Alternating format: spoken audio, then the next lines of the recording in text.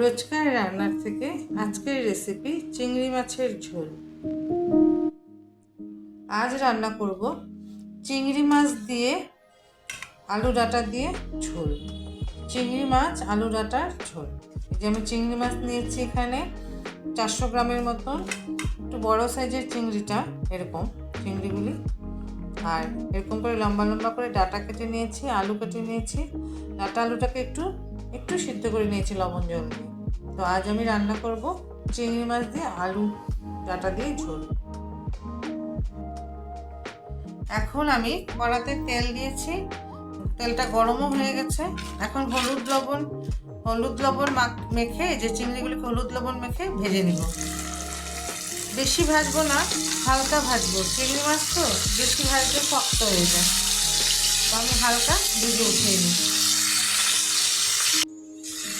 এই যে আমি হালকা ভেজেছি, এই যে এরকম করে, একদম লাল লাল করি নাই, একদম এরকম হালকা হালকা ভেজে আমি উঠিয়ে নিব। এইভাবে এখন উঠিয়ে নিচ্ছি।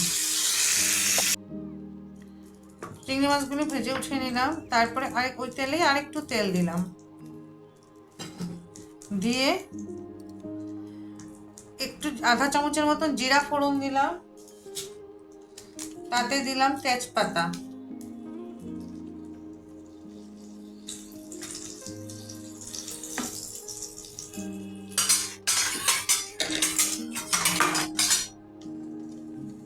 জিরা তেজপাতাটা মোটামুটি ভাজা হয়ে গেছে। এখন দিয়ে দিচ্ছি ডাঁটা আলু। আমি এই ডাঁটা আলুটা গ্যাসটা একদম হাই ফ্লেমে রেখেই ভাজবো, কারণ সিদ্ধ আছে তো অল্প, তাই হাই ফ্লেমে রেখেই ভেজে নেব। ডাঁটা আলুটা হালকা ভাজা হয়েছে। এখন আমি তাতে দিয়ে দিব আদা পেঁয়াজ বাটাটা দিয়ে দিলাম, আর সাথে দিয়ে দিব এই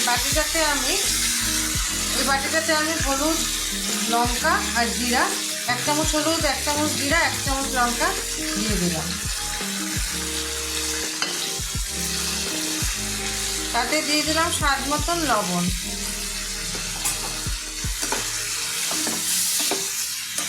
দিয়ে এটাকে আমি কষিয়ে নিই, তারপর দেখাই। যে মশলাটা কষানো হয়ে গেছে একদম, আমি তাতে দিয়ে দিব জল।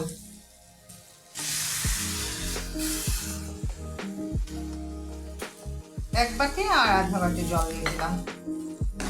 দিয়ে এটাকে ঝোলটা ফুটুক, তারপরে আমি মাছটা দেব। ঝোলটা মোটামুটি আধা ফুটে গেছে, তাতে আমরা দিয়ে দিব মাছগুলি।